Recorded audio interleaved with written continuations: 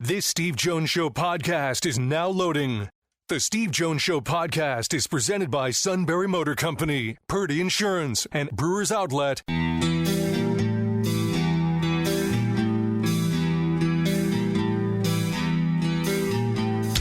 Bringing you an in-depth look at Penn State sports and more. This is the Steve Jones Show on News Radio 1070 WKOK. The Steve Jones Show is presented by Sunbury Motor Company, Purdy Insurance, and Brewers Outlet. Now from the Sunbury Motor Studio, here's Steve Jones.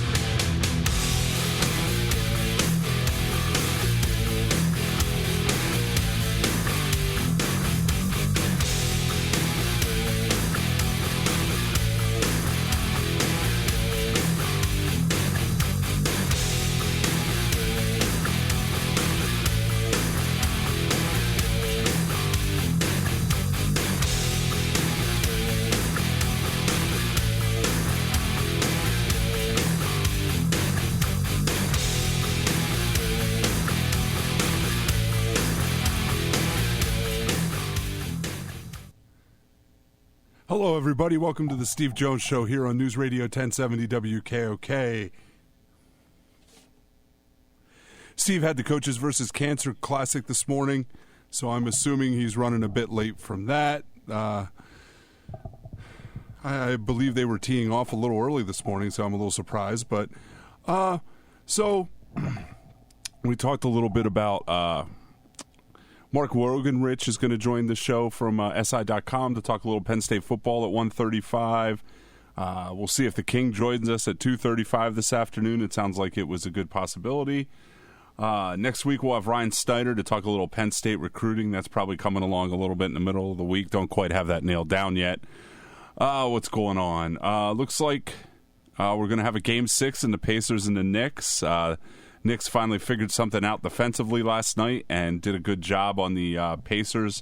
I believe they gave up 45 points in the first quarter on Monday and 45 quarters or like 48 in the first half last night. So that's a plus for the Knicks. It seems like one of the big things is Tom Thibodeau has opened up his bench, playing a couple more guys, giving some guys a breather and such things, and that seems to have worked out pretty well for them. And again, Jalen Brunson, it seems to be going, whichever guard plays the best in that game. And Monday night it was obviously Tyrese Halliburton, and then last night Jalen Brunson played real well, much better than he did on Monday night. We have a Stanley Cup Finals set. It's going to be the Oilers and the Panthers for the second straight year. I believe the Oilers were, the Oilers did it a little quietlier. I think I just made up a word. A little more quiet than they did last season, where they were at the forefront of the Western Conference for most of the year, and I think this year that they were the third seed, and not a lot of people were talking about them going in. Even into the way Reckiton was playing for the Stars coming into the Western Conference Final. Not a lot of people have been talking about these Oilers in the Stanley Cup playoffs, and it's going to be interesting to see how they handle the Panthers. The Panthers have been playing so well. Especially the back half of their semifinal and then the Eastern Conference Final against the Hurricanes. It's going to be interesting to see if the Oilers can get them to 7 games this time, and if the Panthers can repeat as Stanley Cup champions.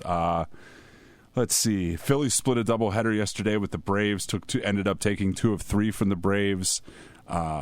I did notice that somebody said the last 2 times that the Braves were 25 and 28, they ended up making the World Series that season. So hopefully for you Phillies fans that does not become the third time does not become the charm for them. Again, it's going to be interesting. I'll be quite honest. I didn't pay super close attention to see. I know Bryce didn't play in the first game of the doubleheader. I did not see if he played in the second game of the doubleheader, but it is going to be interesting to see how much they get out of Bryce after taking that fastball to the point of the elbow from Spencer Strider on Tuesday night. Again, they're a headhunting team, as you well know. No, I'm just kidding. Just kidding. Yeah, Philly fans just calm down. Calm down. Getting a little jab in. Yeah, calm down. It's all good. But we have Mark Wogrenrich today. It is Friday. I don't know if we have the King or not. I just got finished with my round with the Coaches versus Cancer tournament. It's like a big family reunion, to be honest with you. You know, all these guys that come back, and, you know, Bruce Parkhill, saw Bruce today, saw Jerry Dunn, saw Ed DeChellis. It really is, you know, and, you know, Andrew Jones and James Barnes and Jeff Brooks for the first time. I haven't seen Brooksy in 15 years. He's been playing over in Italy. And, in fact, Taylor Battle, who was Jeff's teammate, hadn't seen him in 15 years. Pete Lisicki. It was great to see all those guys back last night. John Hara, Andy Christos, Tyler Smith, Brian Allen. You know, it's a big family reunion for Penn State sports, Penn State basketball. And had fun today. I mean, the group I played with from Canada Life, they were great. I mean, I'm talking about great guys. Great guys. We had a lot of fun. Started out well, finished strong. In terms of how I played in the middle, I didn't play that well. We're like, yeah, come on, get off your backside. Let's go. Yeah. So eventually I got off my backside and got going. So it's like, let's help out here a little bit. But, yeah, that was the story today. Lots of suit stories everywhere. Incredible. I didn't know that there were that many restraining orders. What? Did Nate forepeat? Yeah, the Nate forepeat. He goes, yeah. There was one group that I believe shot 24 in the front nine. Like, are you kidding? Now, I knew the guys in the group, and by the way, this is not one of those high-pressure, we have to play well groups. That's not who they are. They're just guys that are really good players. And now they said, well, we didn't do as much in the back nine. Like, okay, but 24 in the front? Are you kidding me? Like, golly. Wow. So, yeah. Those are video game numbers. Oh, well, you know, again, when you're playing, when you are playing a scramble and you have talent like they had on that team, I mean, they've got some really, really good players. Yeah, and it just turns out they're just good guys. This is not one of those, hey, we have to win groups. No, not even remotely close. But it just turns out they're good. Sorry to say that James Franklin's director of external operations for the past 3 years, Destiny Rodriguez, is taking a job with the New York Jets. And she's been with the program a couple different times. Destiny is one of those absolute pros. It's just incredibly nice, but very smart, efficient, meticulous, cares. So the Jets are lucky to get her. So, you know, they're going to have to now seek a new director of external operations. Yeah. And company head coach to speaking events. They can be used to recruit supporters, obtain donations, develop, lead, manage, evaluate, and provide semester grades for 4 operations interns. Assist the chief of staff and director of football operation with various regular season, postseason, and bowl traveling. Destiny did a great job here. So, yes, she is going to be missed. She's going to be missed. But the Jets are lucky to get her. Big shoes to fill. But, yeah, she's going to leave. And will be missed. Very much so. Just don't get infected with Jetsdom. Yeah, but you know what? It's one thing about we can talk about the Jets and kid about the Jets all we want, but here's one of the key points with the Jets: they do have direct deposit. So never forget that part of it.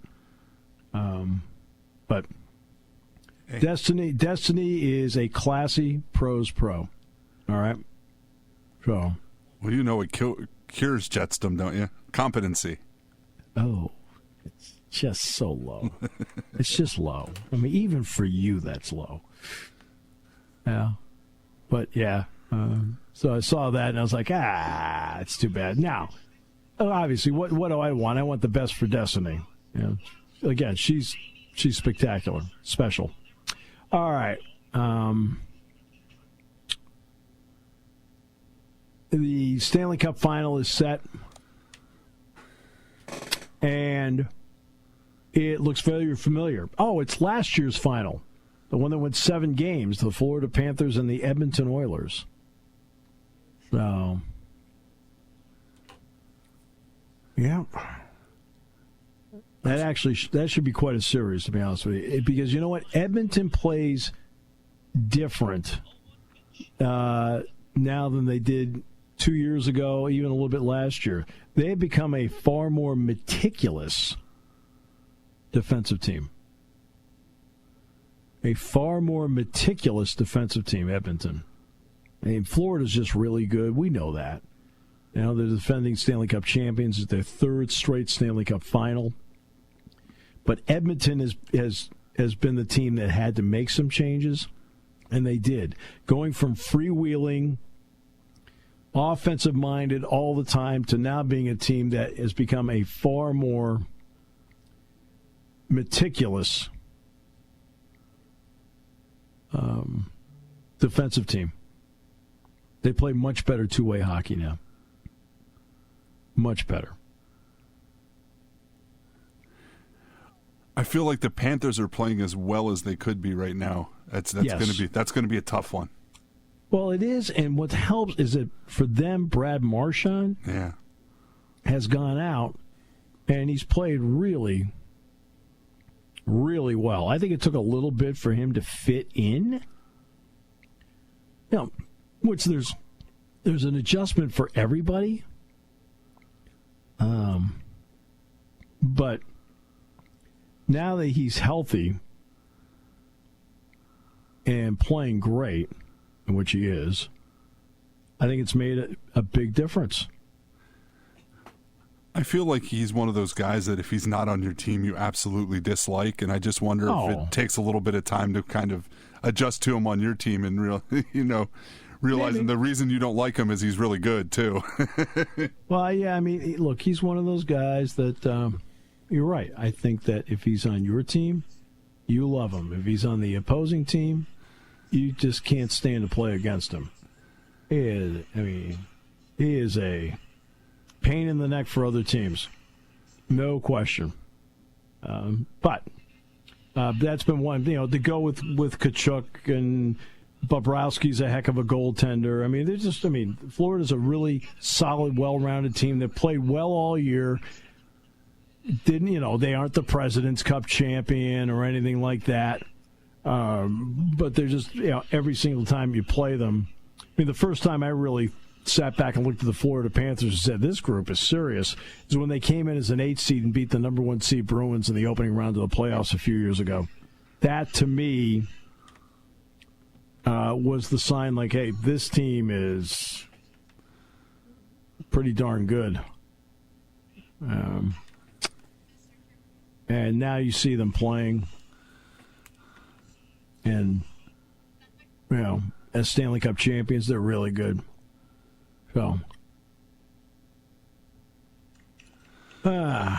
there's that. Now, Indiana lost to the Knicks last night. The Knicks played much, much better defensively last night. The Knicks have been no better than an okay defensive team. It's the first time all season, it's the first time during the playoffs that Indiana's been held below 100 points. They were the last team in the NBA playoffs to go under 100 points. That's how consistent they've been.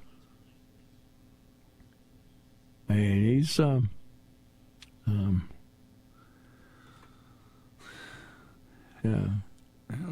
that's what Tom Thibodeau's made his name on over the years, is his defensive coaching prowess, and it shows you how good offensively that it took him almost 6 games to figure it out. Well, I think it took, to be honest with you, it's an effort thing on the part of the Knicks. I mean, they're not look, defensively, the Knicks are not a great effort team. Bridges is a great effort guy defensively. Robinson's a great effort guy defensively. I think Josh Hart is. But Brunson, he plays defense because the rules state you have to. And Karl Anthony Towns commits so many unnecessary fouls where you're like, what are you doing? Did you see that? Happen to see that last night? That's exactly what Charles said to him in the postgame. Why do you commit so many dumb fouls? Right. And he's right. I know. And he's right. I mean, he's not. I mean, that is not an incorrect statement on his part because he'll be 45 feet away from the basket and commit a foul. Like, what are you doing? And all he does is put himself on the bench. And as I said, he is Karl Anthony Towns, to me, is in the Hall of Very Good. Now, that's not a knock on him. I just called him very good at the game of professional basketball. But I don't, in no way, shape, or form do I think he's a great player. It doesn't mean he can't have great moments like he did in the fourth quarter in Game 3 at Indiana. He did have a great fourth quarter. But like I said, just because he has a great quarter doesn't mean he's a great player. He's an important player to what the Knicks are doing. He's a very good player overall. But that's what he is. He's in the Hall of Very Good. He's another one of those guys that ESPN throws out there in their, like one of the true greats. I mean, true greats of what? What? Like I've never seen great big men before in my life? I mean, do you think? I mean, what would Moses Malone do to Karl Anthony Towns? I mean, seriously, what would Moses Malone do to him? What would Shaq do to him? Okay, what would Kareem do to him? Come on, let's get serious here. I haven't even gotten to Russell and Chamberlain yet. I feel like people see like that fourth quarter of Game 3 and wonder why he doesn't do that more. And I think that's more our issue with him is you can see that type of player. It just doesn't come out all the time. There's a reason it doesn't come out all the time. It's not there. Yeah, I know. I mean, let's say honest about it. It's not there. In other words, the great ones. Maybe, for example, they'll have a night where they're struggling. But see, with him, it's the great moments that stand out, not the moments where he struggles. So, I mean, all of them, Jordan, Bird, Magic, Havlicek, Elgin Baylor, Jerry West, they all have moments where they struggled. But it stood out because they usually played at such a high level. Karl Anthony Towns doesn't do that.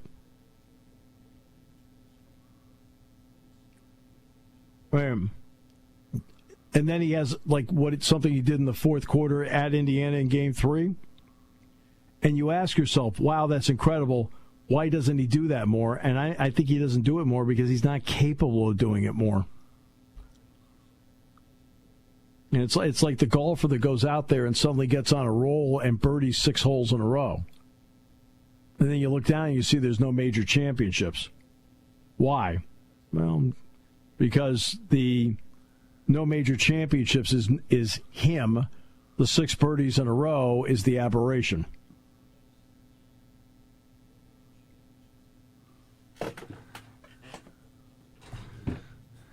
And then being able to be that consistently good is a skill as well. It's hard. Yeah. It's hard. I mean, that's why the greats are the greats. Because the greats are the greats because they can string together many consistently outstanding nights. I mean, let's take Steph Curry, for example. Look at all the great nights he has strung together in his career. Look at LeBron James. I don't care if you love him or hate him. It doesn't matter. You have to look at him properly as a basketball player. And guess what? Look at all the great games he has strung together in his career. That's why they're among the all-time greats. Because, will they have stinkers? Everybody does. I mean, everybody does. But the key is, especially when you get to this point, you need to have your stars be your stars. In the fourth quarter of Game 3, and he's one of their stars, he played like one of their best players. And you need that. I mean, Halliburton has played like that in this series, which has really been a big plus. He did not play well last night. But, yeah. I'm not sure I realized how good Nesmith defends Brunson until I was. Yeah. I think was it Monday? It was like 3 of 13 with Nesmith on him, and 4 of 4 with anybody else on him. Right, exactly. And you need that kind of matchup. I mean, that goes back to the Michael Cooper days. I mean, the Lakers did everything they could to make sure they got matchups with Michael Cooper on somebody because he was such a good defensive player. Nesmith is one of those players. And it's you need guys like that can play like that. And you know what? A team that does that on a consistent basis, you watch Oklahoma City play defense, they're a really good defensive team. I mean, Oklahoma City is that is as well-rounded a young basketball team as I've seen in a while. I think I have a bunch of draft picks yet in the next couple of years, too. They do. Yeah. Right? But again, they who do they get rid of to get Shai Gilgeous-Alexander? Old Paul George. Yep. And where's Paul George right now? Caribbean, Punta Cana, somewhere. And how much did he help the Sixers this season? He got him the third pick. With all due respect, he played as well as I thought he would play for the Sixers this year when they acquired him last year. As you know, I was not a big fan of that acquisition. I don't think any of us were huge fans. I don't think we saw coming what came, though. May is going to be the month Sunbury Motors Ford saves you the most money for your summer vacation. We're bringing the heat with deals on the vehicles that'll take you wherever summer leads. Want to load up the family and hit the highway? Grab one of 32 2025 Ford Explorers and save up to $43.99 with prices starting under $40,000. Thinking about heading to the mountains or the trail this summer? Save up to $5,045 on 39 2024 Bronco Sports, starting at under $29,000. Or maybe you need something that works hard and plays even harder. Check out 16 2025 Ford Mavericks, delivering up to 40 miles per gallon. Wherever your summer takes you, Sunbury Motors Ford has the vehicle and the savings to get you there in style. Sunbury Motors Ford in the North 4th Street Auto Plaza, online at sunburymotors.com. Getting families where they need to go every summer for 110 years.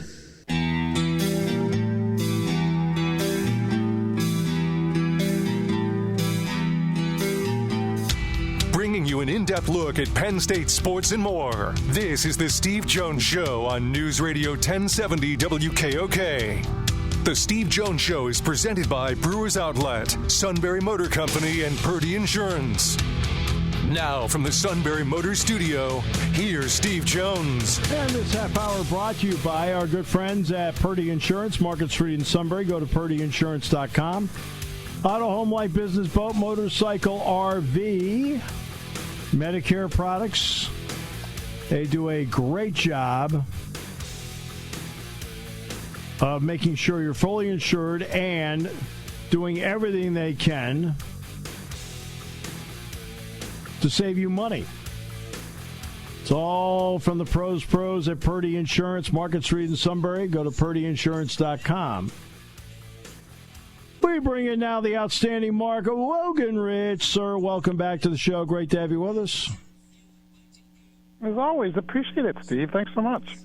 Well, here it is. It's the off season. What's that word? Is there really an off season anymore, Mark? It's hysterical. I had an opportunity to interview James Franklin a couple of weeks ago. He told me this really funny story about how he still gets questions from parents and just even, just football fans. You'll see him downtown or something, and they'll say, "So what do you do in the off season?" And he rolls his eyes and he has to patiently explain what off season. So, yeah, it exhausts me. I can't even imagine what it's like for him and for college football. People actually in the business. They're exhausting. And it's exhausting to me in part because the NCAA has done a horrible job of the calendar. Mm-hmm. I mean, they don't seem to take the pros into consideration when they put these calendars together as to how they do things. That's me. Yeah, I mean, with everything. I mean, just with everything from anything from scheduling, how they schedule their seasons, to how they schedule their off seasons, to what they do with high school kids and what they're allowing high school kids for recruits and, you know, recruiting in general and the portal and even just like the meetings and everything that they can't get out of their own way in kind of building a consensus around the sport because there's just no central figure to any of this. So I think, as you said, the NCAA being what passes, I guess, for a central figure as a membership organization in which it seems like all the members want to, you know, extract themselves from it, they just continue to trip over themselves with these issues over and over and over. No question about it. So, look, with all these issues in place, portal, NIL, we know the House settlement is there, but it hasn't been completely approved yet. When you sat down to think about what the best solutions could be for the sport, what are some of the ideas you've come up with? Oh, man, I wish I had some really good ideas because I'd sell them. Yeah. To start a consulting firm and do this. I think the idea of a commission, absent the political factor, be it a president's commission or a congressionally organized commission, or even just a commission formed by the stakeholders of college sports, it seems to me like that there needs to be a place that it starts from there. There needs to be, and I mean, maybe I'm just thinking like in terms of football, that you just spin football off and take revenue from it, you know, licensing fees or whatever, to help pay the athletic departments pay for their other sports because football is just such a behemoth. But there needs to be some sort of central figure, central body, commission, person, whatever, that can make rules for college football in general. Because what we have now, we still have regional bodies, you know, just pounding their chests and lobbying for their own concerns. You don't see that anywhere else. And like the professional game, you never see like the NFC East saying, well, we really think we should get 2 playoff spots. You know, it's just not done. But yet you have these regional bodies that still control what's now a national game. So that, to me, I just still think that something central has to come, that has to be put in place, and then the rules flow from that. Look, I think at some point you have, I mean, I've thought about this for a while. I think at some point you have to have some sort of collective bargaining done between the players and between. That comes from, but who negotiates that? You know, like are 5 conferences going to negotiate collective bargaining? No. You know, 5 different rules. So again, that will flow from like a central organization. Right. That's right. The central organization will make it flow. Mm-hmm. I also think that you're going to have to be smart about negotiating it for football and negotiating it for men's basketball, and then other thing, you can't negotiate everything for 833 athletes at Penn State. It's going to have to be separated along the way because each one has their own issues. Absolutely, and I think one of the interesting things that I remember reading about last year during the Olympics, it was just how much football essentially pays for the United States Olympic program. Maybe not directly, but football funds college sports. And college sports is a singular funding component of the U.S. Olympic enterprise. I mean, where would track and swimming? I mean, where would the U.S. Olympic program be without college track and swimming? They're funded by football. So when you have one sport that is paying not only for a bunch of other varsity sports, but also the United States, in part the United States Olympic program, that sport has to be treated differently than the other sports. And that's why I said, I think what is going to come to at some point, again, maybe we're just spinning football out, college football out on its own, and perhaps college basketball even there too, but maybe college basketball can remain as part of an organizing structure. And then football, again, we can just license things to help fund all these other sports, because I think it's imperative that college football doesn't lose or college sports doesn't lose its identity to college football. It can't become that. I mean, we've already invested this. We're too far down the line in United States universities where athletics are just such a big component of them that we can't go to the European model and just have governing bodies fund that. This is what we do. And now that we're going to separate, a lot of the finances of college football, there still has to be an element that they can pay for that can help fund those sports and retain those sports without cutting them completely.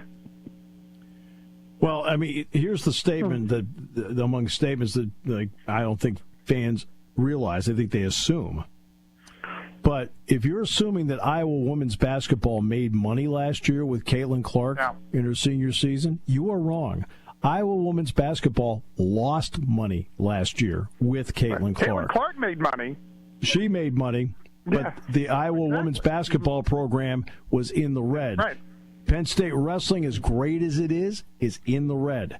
It's a fact of life that a lot of people can accept. It doesn't take like more than 12 minutes to look up the numbers, okay? But they can't seem to accept it. And then when they're told, oh, no, that can't be true, it's not. And the bothersome part is because there's no TV contract or media contract for those sports.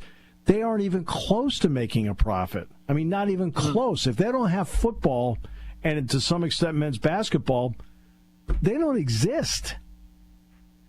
And it's okay if they don't make a profit. That's exactly right. Yeah, that's exactly right. Sports should be there. That's right. To make a profit, and inherently. I mean, they can't run just like rivers of deficit money.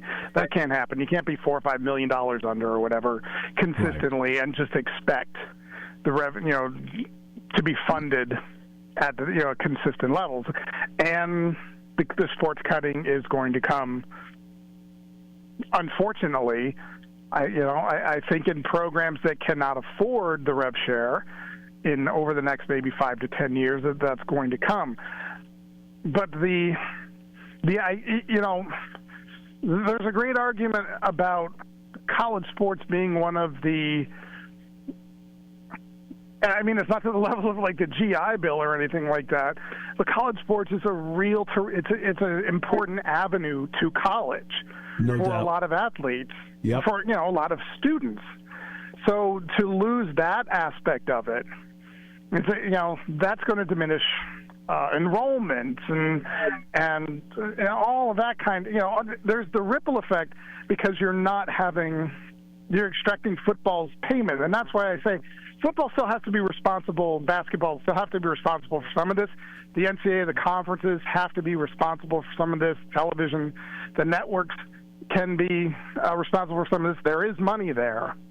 It's just the argument about the distribution of all this can't be decentralized. There's got to be some sort of overriding kind of non-arbitrary decision maker in there. Like you said, who can get us to collective bargaining? Right.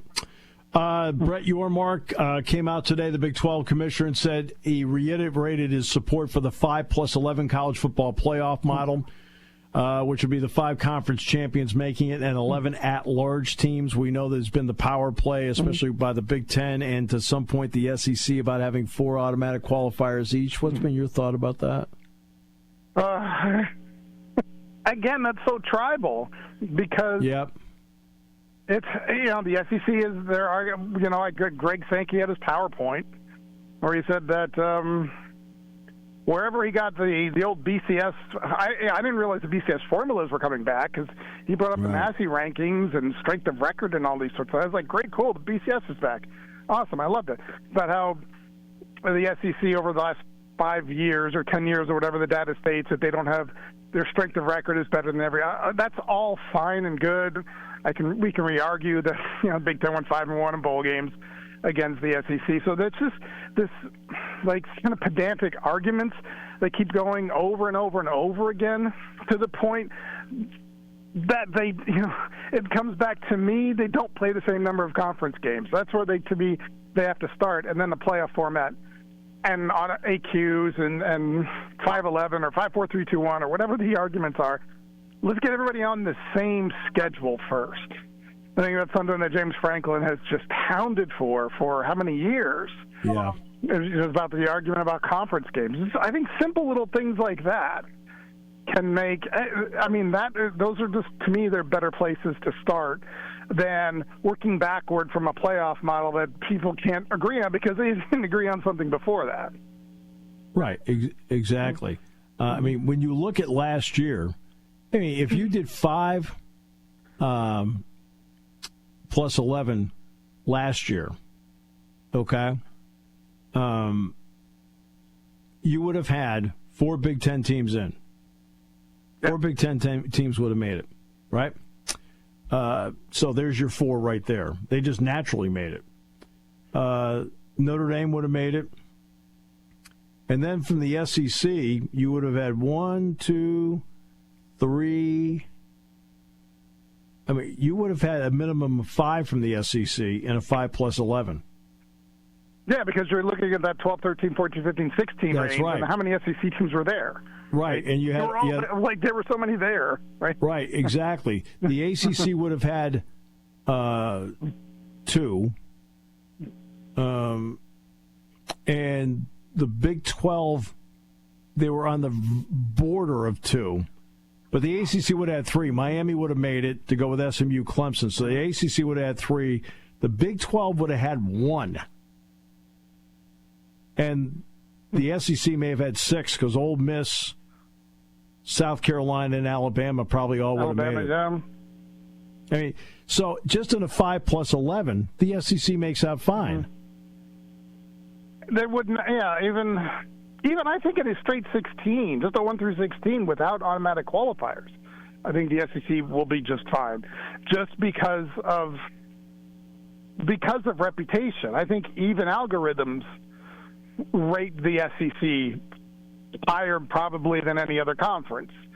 Right. Just over time and over data points. I don't even think it has to come down to an eye test with the SEC. They're naturally going to be, because strength of schedule and that kind of thing, and size of those programs, everything benefits them. So the argument to me that they can retain 8 conference games and still be guaranteed 4, right, and then plus whatever you can get in the I guess that would be 3 at-large bids. I'm not seeing it necessarily. I would go to the 5 plus 11 model. I mean, that's probably the better model for everybody. But I would come back to, I really just think everybody needs to play 8 or 9 conference. Don't care which one. 8, 9, whatever it is. Play 8 and then have a Big Ten SEC challenge. It has to be the same. If you're a crossover game, that's great. And then you get a couple of contract games, which everybody still needs. But it just has to be. It just has to be formatted. I think it's got to be good across. Otherwise, that argument it will continue and continue and continue. Yeah, because the 5 plus 11 model, the Big Ten would have 4, the SEC would have 6, in a 5 plus 11. All right, the Big 12 would have suffered. They would have had 1. Arizona State would have been it. And the ACC would have had 3, and Boise State would be in with Notre Dame. That's from last year, just so everybody knows what the reference point is on that. I've been asked a lot on other shows when I've been the guest. Would you find yourself in the unfortunate seat right now? Right? About the expectations for Penn State. And I've said, look, I'd rather be around a program that has expectations than one that's hoping. Oh, absolutely. This to me, I've been doing this for a little bit of time now, going back yes, to you 99. Yes, you have. And this, to me, is probably the most anticipated season I can remember since really that 1999 season, with the program that they went into that year with, and the players, and LeVar Arrington on the cover of Sports Illustrated, all that. I think that's phenomenal. I think the expectations, as players and coaches always say, we embrace them. They may do that through some gritted teeth, at times, and it does lend itself to pressure. But going into this season, this is new. I think this is the most exciting Penn State football team that I can remember going into a season, at least, at minimum, with the roster and, the off-season work, changes they made, or not changes, but the off-season additions they made, the retention, the biggest part of that. Yes. The expectation should be around excitement to this season and not necessarily kind of like, a clenched body about what if you don't get back to the semifinals or whatever. Right. No, exactly. I mean, that's, again, there's a swirl around this. And not only that, but finally, the whiteout game ends up being what the fans hoped the whiteout game would be. And what I've been baffled by that, Mark, over the last few years, that the whiteout game is everybody, it's a signature, it's a bucket list, the whole thing, and the networks don't treat it like that. I don't get it. Because Fox keeps taking good games and putting them on at noon instead of having the opportunity to white out. Yeah. Well, that I don't know if there's been a Pennsylvania State legislator who's following that of the Ohio legislator who wants to make it just like a criminal offense to schedule Ohio State for, I don't remember what the number was, more than 3 big noon games or something like that. They had 6 in a row last year. Yeah, and that's clearly, I would be absolutely frustrated with that as a fan as well, no doubt. And, when you're scheduling games versus scheduling the whiteout, I understand Penn State wanting to put the two together, best game and whiteout as their brand. And, Penn State, the whiteout brand certainly is important. But part of becoming, just having the Fox contract to begin with, and Fox choosing that noon path a couple of years ago, 21, I guess it was. Mm-hmm. When you're a good program and you've got those games, you have to finagle. You have to fight, I think, to try to put the two together. And it hasn't always worked for Penn State. I think in some cases, maybe rightfully so. So it's really good. I think that this one just naturally seemed like, just don't screw this one up. You have an opportunity here. Fox, Fox you can get Ohio State, Texas in your early draft, Michigan, Ohio State, and then with your other draft pick, I guess they chose the weekend of the Penn State-Ohio State game. You've got 3 natural things. This is a perfect date for Penn State, Oregon in the whiteout. Don't overthink that one. Yeah. And it was good. It was good that they didn't. And by the way, let me say this about Fox so everybody understands. Mm-hmm. Who pays the most money? Fox pays. The reason Fox has this kind of power over it, they pay the most money. And no matter what sport you love, volleyball, wrestling, women's basketball, whatever, that money helps pay for a lot of sports along the way. So let's at least not always rag on them. There's a little bit more to it than people realize because they do pay. Especially too, with Ohio State's got a $300 million athletic department. Yeah, and a $37 million deficit. To bite the hand, so to speak. Yeah, and a $37 million deficit last year. Yeah, exactly. Mark, always a pleasure. Thanks so much for joining us. When we're sitting here this time of the year, it's always great to sit down and talk with somebody like you. I appreciate it. Great to talk to you too, Steve. I just wish we had a little more time for an off season. Yeah, it would be nice to have a little off season somewhere. But you know what? We'll take advantage of what we can take, right? Absolutely. Maybe in July. Thanks, Mark. I appreciate it. See you on the golf course. Thanks, Steve. You too, pal. Mark Wogrenrich, the outstanding Mark Wogrenrich. Half hour brought to you by Purdy Insurance, Market Street in Sunbury. Go to purdyinsurance.com on News Radio 1070 WKOK. Party time, game time, or just fun time. Doesn't matter what time it is because it's Brewers Outlet time. The beverage supermarket has the area's largest beer selection. Imports, microbrews, ciders, and domestics. Pick from over 100 ice-cold 12-packs and dozens of 24-ounce singles. Soda, snacks, hot sauces, fresh roasted peanuts. Make it one-stop party shopping, and don't forget the pickle bar. So whatever you're celebrating or just doing it up, Brewers Outlet, Reagan Street, Sunbury wants to see you. And thank you for your years of patronage. Hi, this is Season. For over 100 years, the Purdy Insurance Agency has been protecting families and businesses of the greater Susquehanna Valley and beyond. With the experience of our trained and knowledgeable staff, you can rest assured that your needs will be evaluated and met by some of the industry's best representatives. No matter what your insurance needs are, call Purdy Insurance today at 570-286-5855. Visit our website at purdyinsurance.com or check us out on Facebook to see what we can do for you.